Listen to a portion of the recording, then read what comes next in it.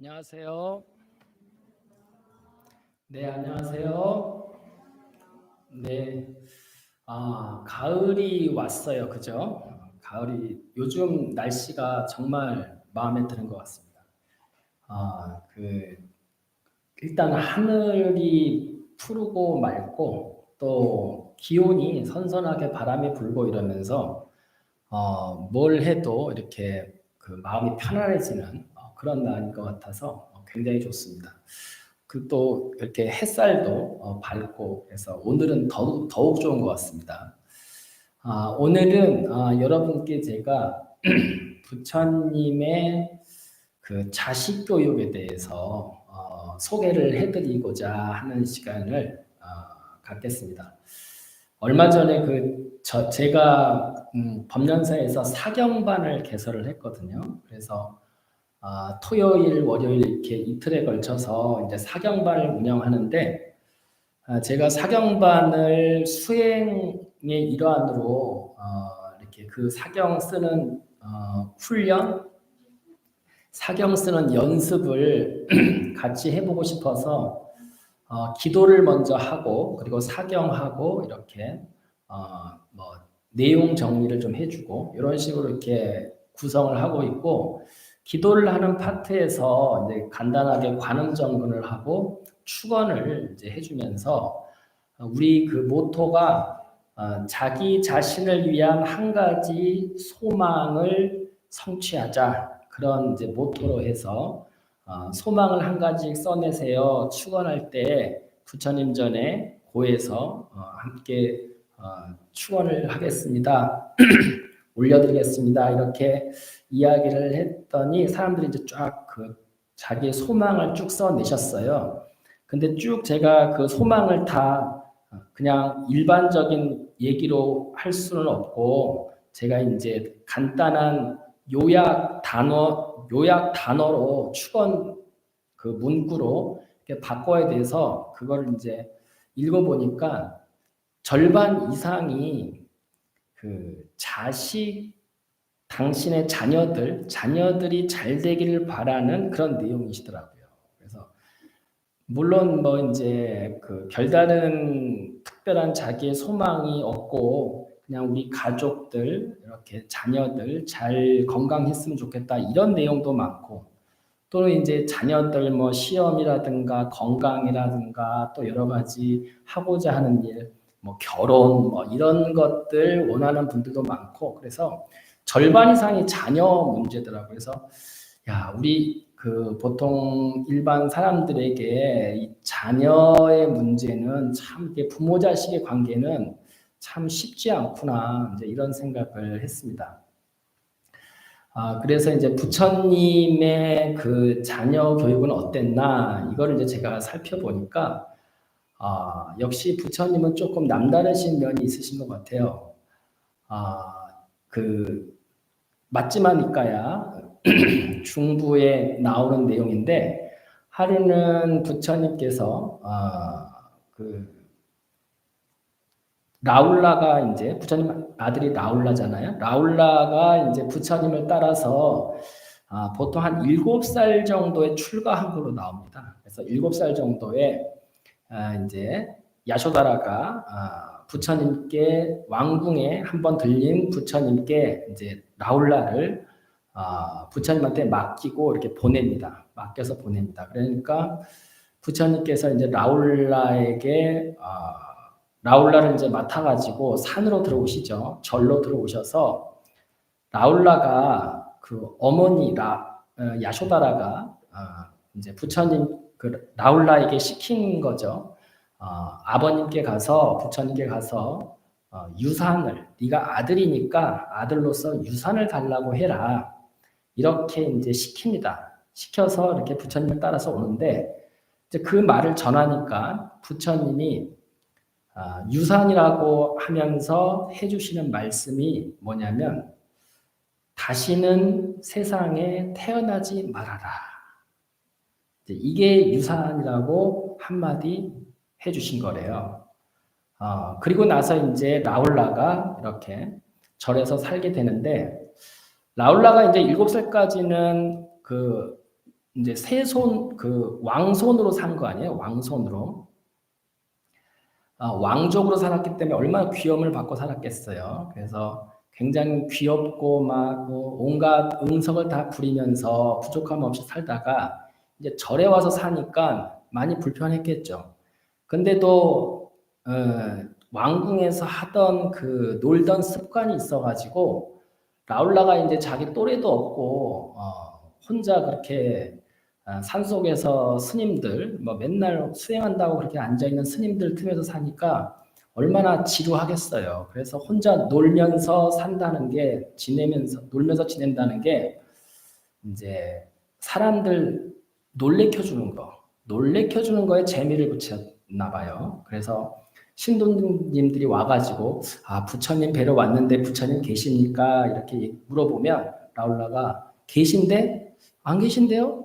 하고 또 이제 하루는 또 신도님이 와가지고 부처님 계십니까? 부처님 뵈러 왔습니다. 이렇게 하면 부처님이 안 계신데 부처님 계신다고 하면 저기로 찾아가 보라고 이렇게 하고 또 신도들도 그렇고 일반 이제 제자들한테도 아니면 기다고 하고 기면 아니라고 하고 그러면서 이제 막 당황해하는 모습 막 아라한 큰 스님들 막 이렇게 덕 높은 스님들이 막 놀래가지고 당황해하는 모습이 이제 꼬마가 너무 재미있는 거예요. 자기가 막 그러니까 그것도 이제 자기가 부처님 아들이다라고 하는 그 마음이 있는 거죠. 그 거만함이 있는 거죠. 그래서 그런 이제 믿는 구석이 있는 거죠. 그래서 그런 믿는 구석을 가지고 이제 스님들도 놀리고 신도님도 놀리고 이러면서 이제 재미를 붙이면서 지냈던 거예요. 그러니까 이제 그 절 안에서 제자들이 이렇게 옥신각신 했을 거 아니에요. 처음 한두 번은 귀여우니까 봐줬겠지만 자꾸 그러면서 사람들을 당황시키고 놀래키니까 이제 말이 나왔을 거 아니에요. 그래서 이제 부처님한테 보고가 된 거예요. 부처님이 하루는 라울라를 부릅니다. 라울라를 불러 이제 출타하시고 오셔가지고 라울라를 불러요. 그러니까 라울라가 이제 오니까 발 씻을 물을 떠와라 이렇게 시킵니다. 인도에는 출타하고 들어오면 기본적으로 맨발로 다니기 때문에 발을 씻는 것이 기본입니다. 그래서 발 씻을 물을 길러와라. 그러니까 이제 라울라가 대야에다가 허름한 대야에다가 발 씻을 물을 이렇게 떠옵니다. 부처님이 이제 발을 담그시고서 네가 좀 씻겨봐라. 라울라가 열심히 이제 씻긴 거예요. 깨끗이 이제 씻기고 나서 이제 부처님이 발 씻은 그 더러운 물을 이렇게 좀 버리다가 좀 밑에 이제 찌꺼기가 좀 남은 물을 좀 남긴 거예요. 그러면서 라울라에게 묻습니다. 라울라야, 이 발 씻은 더러운 물이 좀 남았는데 이거를 사람들이 귀하다고 여기겠느냐, 하찮다고 여기겠느냐? 당연히 발 씻은 더러운 물은 하찮죠. 귀하지 않죠. 그러니까 부처님이 자기가 알면서 거짓말을 해놓고 부끄러운 줄도 모르는 사람은 이런 물처럼 하찮은 것이다.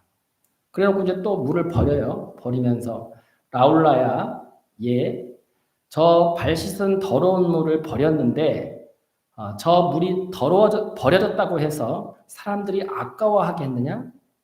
아니요. 더러운 물이 버려졌는데 아까워하지 않죠. 그와 같다. 사람이 알면서 거짓말을 해놓고 부끄러운 줄 모르면 저렇게 더러운 물이 버려진 것처럼 누구도 신경 쓰지 않는다. 이제 이런 식으로 이렇게 이야기를 하시는 거예요. 이야기를 하시면서 라울라야 절대 앞으로는 이제 거짓말을 하지 말고 그리고 항시 수행을 하는데 힘써야 된다. 알겠느냐? 해가지고 이제 엄중하게 꾸짖으신 거예요.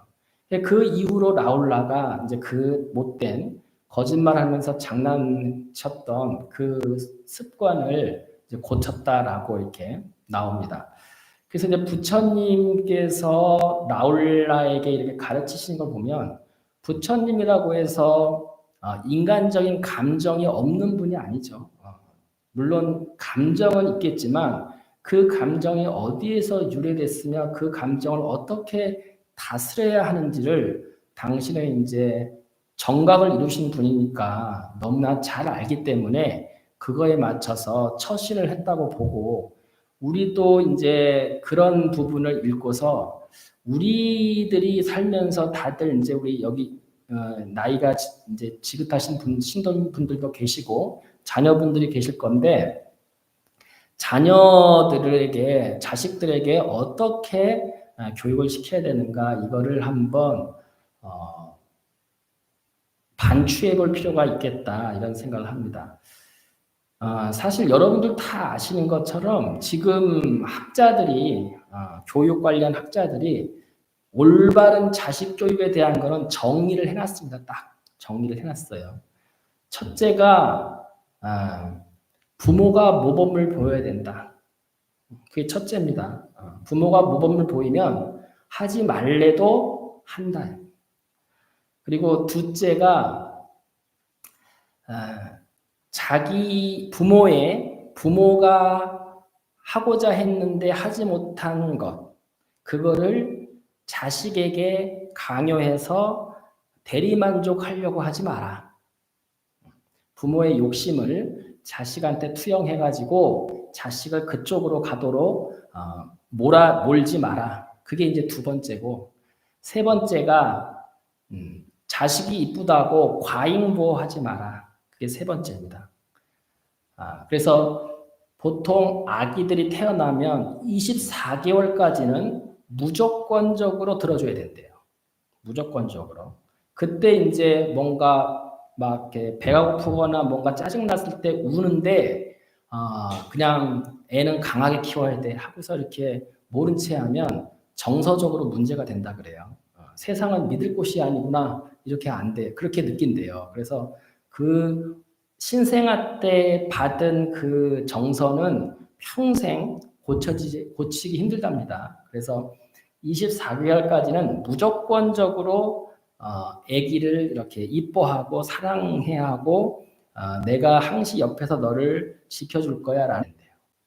만약에 24개월을 지나서도 계속 그렇게 들어주기만 하고 가리키지 않고 이렇게 하면 저항력이 약해져서 아기들이 이제 발달이 덜 되는 거죠. 세상은 쉬운 곳이 아닌데 세상을 부모가 다 모든 걸 다 해주다 보니까 세상이 쉬운 것처럼 면역력이 약해지는 거예요. 그러면 나중에 사춘기가 지나서 성인이 됐을 때는 이제 그게 안 되거든요. 그 면역력이 생기질 않아, 잘. 어렸을 때 차근차근 몸이 커나갈 때 그 면역력을 만들어야지, 사춘기가 지나서 성년이 돼버리면 그 저항력이 생기지 않거든요. 그 다음부터는 이제 그 당사자가, 자식이 죽을 맛인 거예요, 세상에. 사는데 너무 힘든 거예요. 바람만 불어도 몸이 힘들고 마음이 힘들고 그렇게 되는 거죠. 그래서 면역력이 약해지기 때문에 절대 안 되니까 지나친 과잉보호하지 말라는 게 이제 세 번째입니다. 그리고 이제 네 번째가 자식한테 뭔가를 줄 때, 교육을 시키고 뭔가를 남길 때 재산이라든가 뭐 집이라든가 뭔가 이렇게 만들어진 것을 줘서는 안 되고, 뭔가 자기가 열심히 노력해서 만드는 법을 교육시켜야 된다. 요게 이제 네 번째입니다. 그래서 지금 그 사회학자들이, 교육학자들이 이 네 가지 딱 자식 교육에 반드시 필요한 조건을 이렇게 정리를 해놨어요. 부처님이 라울라를 가르친 것도 정확히 부합하시는 것 같아요. 당신이 첫째 모범 보인 거는 말할 것도 없고, 부처님이시니까 더 이상 어떻게 모범을 보이겠어요. 완벽하게 모범을 보이셨고, 그 다음에 자식에게 옳고 그름을 과잉보호하지 않고, 옳고 그름을 분명히 가리킨 것은 이런 자료들을 보면, 이제 금방 얘기한 자료들을 보면 분명히 그렇게 가르치신 것 같고, 또 그 자식한테 뭘 남기지 않고 어떤 어려움이나 상황을 헤쳐나가면서 자기가 만드는 법, 가리키는 것은 수행을 가리키면서 수행의 어떤 완성이 되도록 이렇게 가리켰으니까 그것도 맞는 것 같고, 또 당신이 뭐 결핍이 있어가지고 세상에 왕이 못 돼서 전륜성왕이 못 돼서 너는 라울라야, 너는 훌륭한 왕이 돼서 전륜성왕이 돼서 떵떵거리고 살아라, 이런 말씀도 하신 적이 없고, 그런 거 보면 현대 지금 자녀 교육에 관련된 그 정리해 놓은 거하고 부처님의 자식 교육법하고 정확하게 일치하는 것 같아요. 오히려 그 이상이겠죠. 이제 완벽한 깨달음을 얻으신 분이니까. 그래서 우리가 사실은 이렇게 자식을 가리키는데 답은 나와 있는 것 같아요. 답은 나와 있는데 사람들이 그 정에 끄달려서 그거를 굉장히 혼란스러워하고 헷갈려하는 것이 아닌가. 알기는 알지만 일단 자기 자녀가 뭐가 불편하고 힘들어하고 지금 사회가 너무 힘드니까, 그러니까 이제 부모가 최대한 뭔가 밑거름이 돼줘야 되지 않냐, 이제 이런 말씀을 많이 하세요. 제가 송광사에 있을 때 그 여름에 제비 한 쌍이 처마 밑에서 둥지를 튼 적이 있어요. 한 달 지나니까 새끼를 알을 낳아가지고 새끼를 부화를 했더라고요. 그래서 어느 날 보니까 그 새끼들이 막 그 둥지 안에서 막 그냥 삐약삐약 거려요. 그러더니 한 달 정도 이렇게 먹이를 진짜 그 두 마리가 엄마 아빠가 하루 종일 먹이를 물어 날라요. 그렇게 열심히 먹이를 물어 날릴 수가 없어. 그러더니만 한 달 정도 크니까 새끼들이 다 크더만요. 다 커가지고 이제 이맘때쯤 된 것 같아요. 이렇게 가을 바람이 이렇게 살살 부니까 하루는 그 제일 큰 놈인 것 같아요. 그 첫째인 거 봐요. 그 놈이 5마리를 낳았는데 그 첫째가 이렇게 몇 번 날갯짓을 하더니만 확 그 비행을 하더라고요. 그러니까 그리고 이제 엄마가 먼저 이렇게 날아가 봐요. 날아가서 기다려줘. 그럼 이제 그 새끼가 이렇게 따라 나르고. 그러니까 처음에는 잘 못 나르니까 막 뒤뚱뒤뚱 하다가 땅바닥에도 착지하고 또 뒤뚱뒤뚱 막 하다가 이쪽 처마 지붕에 착지하고 뭐 이런 식으로 이렇게 비틀비틀 거리더니만 한나절 지나니까 막 잘 나르더라고요. 그러더니 첫째가 그날 그렇게 그 나는 법을 엄마 따라서 배우더니만 안 와. 그 다음날 되니까 둘째, 셋째가 또 2마리가 그렇게 막 날라요. 그러니까 그날도 그 엄마 새가 이렇게 먼저 날아가고, 그것 따라서 이제 새끼들이 나르는 연습을 하고, 그러더니 또 안 와. 그러더니 이제 3번째, 3일째 되는 날 그 넷째가 나르고, 그 다음에 5일째, 4일째 되는 날 그 5번째 막내가 나르더라고요. 그 막내가 덩치가 제일 덩치가 작으니까 조금 늦더라고요. 그러더니 4일 만에 그 녀석들이 다 날려요. 그래서 그 다음날 보니까 이렇게 저녁 예불 하러 보니까 지장전 위며 승보전 위며 막 제비들이 막 이리 날랐다가 저리 날랐다가 막 이렇게 날라다니더라고요.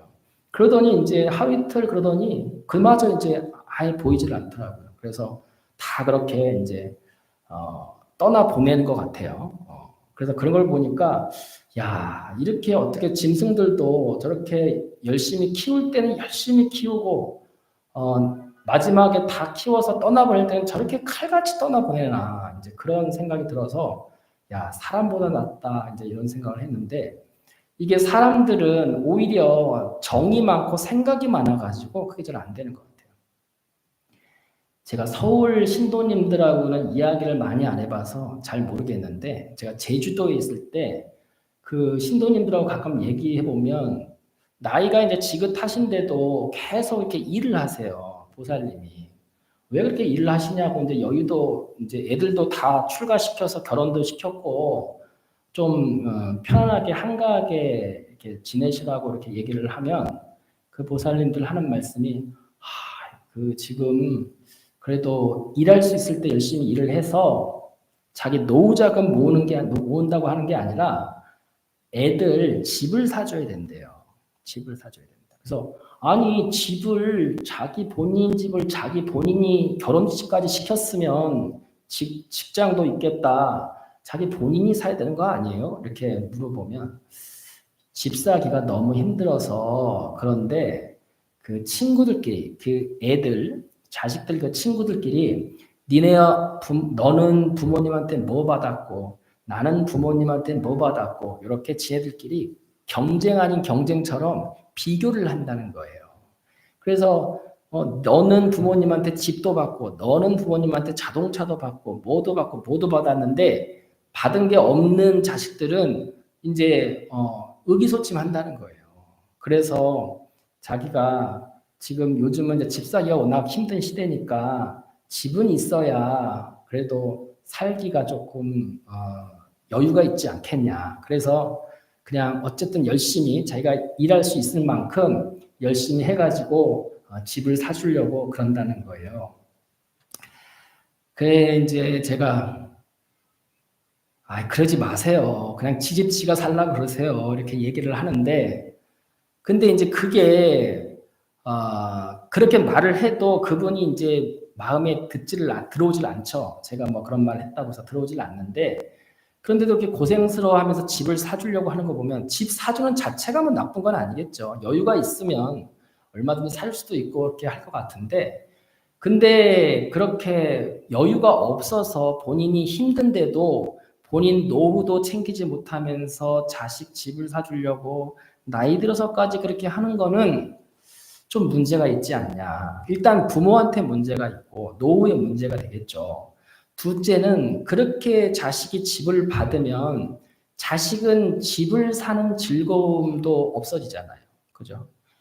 우리가 부처님 말씀에 이 자식 교육시키는 이 공식으로 대입을 해보자면 뭔가 재산 자체를 물려주는 게 아니라 그러니까 고기를 잡아주지 말고 고기 잡는 법을 가르쳐 주라는 말처럼 집을 줄 게 아니고 집을 장만하고 열심히 돈을 버는 방법을 가르쳐 주는 것이 부모가 중요하게 해야 할 일이고 왜냐하면 자기가 방법을 알면 노력을 해서 그걸 만들어 나갈 수 있고 이 행복이라고 하는 거는 집을 받았을 때도 물론 기분이 좋긴 하겠지만 자기 힘으로 한 푼 두 푼 모으고 자기가 애를 써가지고 자기 노력으로 집을 장만했을 때가 더 행복하다는 거잖아요. 그러니까 집을 사줘버리면 그 행복도 뺏는 거죠. 어떻게 보면. 이제 그런 뜻이 된다는 의미인 것 같은데 그러면 집을 요즘은 워낙 사기 힘드니까 집을 못 사면 어떡하냐 이제 이런 걱정을 하시잖아요. 집 못 사면 월세로 살겠죠. 그런데 그러면 가슴 아프잖아. 그죠? 자식이 평생 자기 집을 못 갖고 월세로, 전세로 전전긍긍하면 또 부모 마음이 아프다는 거잖아요. 그러니까 그런 것 때문에 이제 집을 사줘야 된다는 생각을 갖게 되는데, 그렇게 집을 사주면 또 사주고 나서 또 잊어버리면 괜찮아. 근데 사람이라는 것은 제가 무리해가지고 자기가 해야 할 일, 자기 자신을 챙겨야 될 일을 못 챙기면서 무리하게 뭔가를 해줬을 때 자기 인생을 희생한다라는 생각을 하게 되거든요. 근데 사실 그 희생한다라는 자체가 굉장히 안 좋은 거예요. 왜냐하면 희생을 하게 되면 반드시 그 보상을 요구하는 게 사람 마음이거든요. 그러니까 제비가 열심히 키워가지고 먹여가지고 나는 법까지 딱 알려줬으면 그걸로 끝내면 서로 간의 관계가 끝나면 부모도 자식도 그 다음 이제 부담이 없는데 지나치게 계속 자식을 위해서 부모가 애를 쓰고 자기가 준비해야 할 거를 하지 못하고 하면 희생한다는 느낌을 갖게 되고 희생한다는 느낌을 갖게 되면 그 다음에 자식이 좀만 서운하게 하면 굉장히 서운하지. 내가 널 어떻게 했는데 이런 마음이 자연스럽게 일어나거든요. 사람은 누가 누구에게 설령 부모 자식이라고 하더라도 누가 누구에게 희생한다는 것은 말이 되지 않습니다. 그 자체가 자기가 희생한다라고 자기가 생각을 해서 그렇게 과잉보호를 하는 거는 있어도 희생을 한다는 자체는 말이 안 돼요. 왜? 그렇게 자기가 과잉보호를 하든 냉정하게 하든 모두가 다 본인의 선택인 거거든요. 그러니까 부모 자식의 인연이라는 게 가벼운 인연이 아니죠.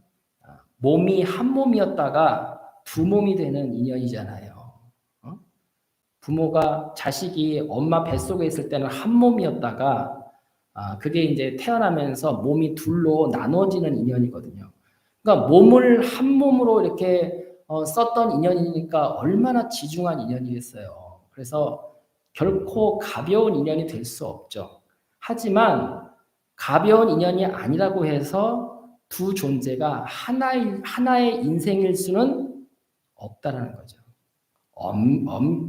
엄격하게 부모는 부모고 자식은 자식 인생이 따로 있는 겁니다. 그래서 우리가 그런 이제 부처님의 자식 교육을 한번 생각해 보면서